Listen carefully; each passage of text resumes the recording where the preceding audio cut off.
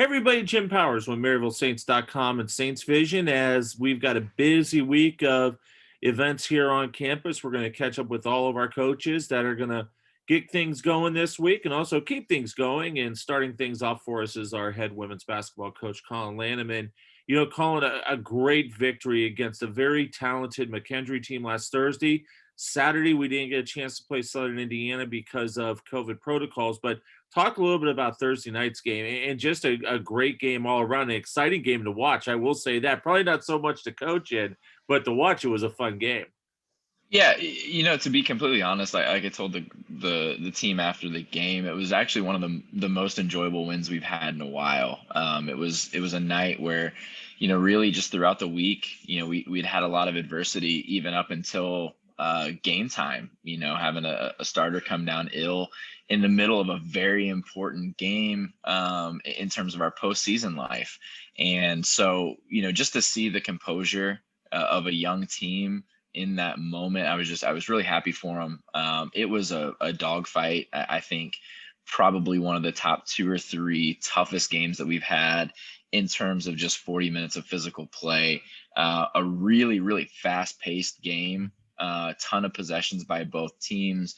And we just fought through and dug deep at the end and held our composure, got a lot of contributions from a lot of different people. And that was kind of one of the things I was nervous about, when your leading scorer comes out of the game and our third starter, in a few weeks that comes out of the lineup. How does the group respond? And without even having to kind of bring it up, we talk, as a coaching staff, we're talking, we need Moneyball style, right? We just need a little bit of contributions from a lot of people to make up, for not having Jada that night. And that's exactly what we got. We didn't have to talk to the team. Nobody tried to put the entire team on their back and do it by themselves. It was a great group effort. Maybe one of the more balanced games in terms of scoring that we've had in a while. Getting four people in double digits was really good. Our assist numbers were solid. So just really happy overall with how we played through mistakes, and just battled. It was a good night. The one thing I made this comment on the broadcast, and I truly believe it. In my 7+ years, that was probably the most complete team game that I've seen out of our, even with the great teams from when I first started, this win was a complete team victory. And you just mentioned it, about Jada not playing, Hunter not being able to go, but when Riley Mulvaney steps up, you got Maddie that steps up. I mean, it was a complete team victory, and that's what I love to see. I loved watching that part of it. Yeah, it was really good. And if you want to really get into it, we were without our starting post for the majority of the game. Carly couldn't stay on the floor too long with some foul trouble, but yeah, just a lot of composure from different people and in big moments. Riley came in and hit some big shots, especially, initially hitting that corner three to get things going for us. Did some really good things. I think DC came in and was just smooth, in her senior night, and it was great to see her, have that opportunity to come out and play and just do what she's capable of. So, was really happy about that.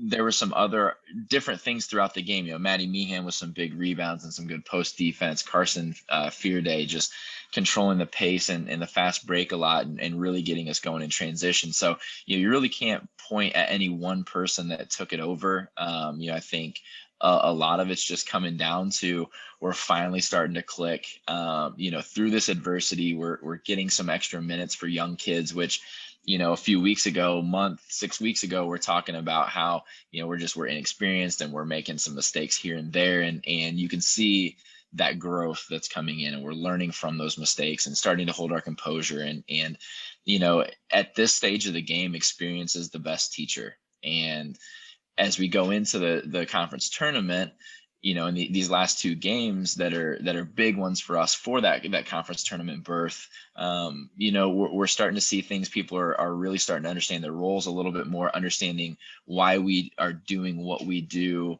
And it's refreshing to see that this time of the year. Let's talk a little bit about DC. Obviously, she has meant a whole boatload to the program over the last couple years, and and once again, it was something I said on the broadcast on Thursday night. What a way to go out in your last home game at Simon Center. Having the performance that she had.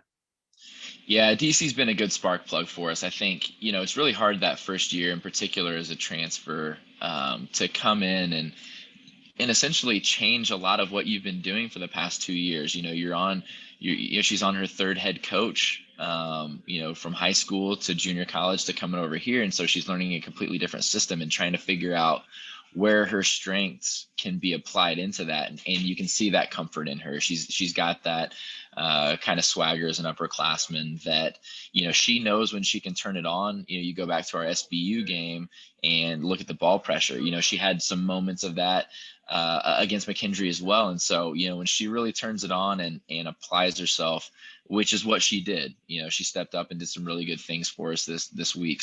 Or last week. So, just continuing to hopefully ride that out, the last few games of her career here and go out on a high note. Let's talk about this week. Doesn't get any bigger than what we're gonna, head on the road to Indy and Lewis. Both teams fighting for playoff position, right there with us. I mean, it doesn't get any bigger. And these are games that you want to play in the last part of the season to, get that ticket to go to the conference tournament. Yeah, exactly. We're on the right side of the bubble right now, but we still have a lot of work that we have to take care of over the next few days. So, in all honesty, it gets us set up for the conference tournament. I think McKendree is a conference tournament caliber team as well. It's just this year has been crazy for everybody, and we've been on both sides of that coin as well. So I know what that's like to go through. So I think, the way things are set up, unfortunately not being able to play Southern Indiana, I think that would have been a good experience for us going in. But, you've got Lewis as a top 4 team. You've got Indy at that 5-6 spot kind of bouncing back and forth. So, we're going to be playing these caliber teams in the conference tournament as well. So, I think it's a good measuring stick for where we're at. It gives us some good experience and some added confidence going in. I think we're in a great place right now. I'm willing to play anybody at any point in time. That's why, I was kind of disappointed not to get the chance to play against Southern Indiana this year, just to see kind of how we've grown to play against a top 25 caliber team. So I'm excited for these opportunities on the road. From a point rating system, you can't ask for a better schedule in terms of having these 2 games late in the year. What we talk about the team is that we control our future. We come out, we do what we need to do, we take care of business, we're going to continue to play. If we don't take care of business, then it's still our fault, and it's nobody else's. We can't point the finger at anybody else at this point in time. We're playing one game at a time, one half, one quarter, one 5-minute war, one possession, and that's just kind of how we're going to continue to do this. So we're going to dial in this next couple of days, get ready for UIndy and give them hell over there. And then we'll take it from there. No doubt about it. Well, good luck this weekend. Let's get a couple victories and start figuring out who we're going to play next Wednesday in the quarterfinals, my friend. Sounds good. Collin Lanam, our head women's basketball coach, joins us. Once again, the ladies will hit the road. They'll play at UIndy. It'll be a 4:30 Central Time Zone start out at Nicholson Arena. And then on Saturday, they'll travel up to Romeoville to finish the regular season against Lewis.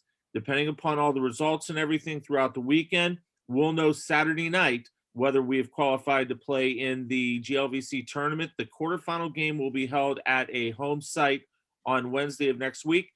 Just stay tuned to MaryvilleSaints.com and also to our Twitter feed at Maryville Saints. We'll keep you posted all weekend long about everything going on with our women's basketball team. For Coach, I'm Jim Powers. Thanks so much for tuning in to MaryvilleSaints.com and Saints Vision. Have a great week, and as always, go Saints.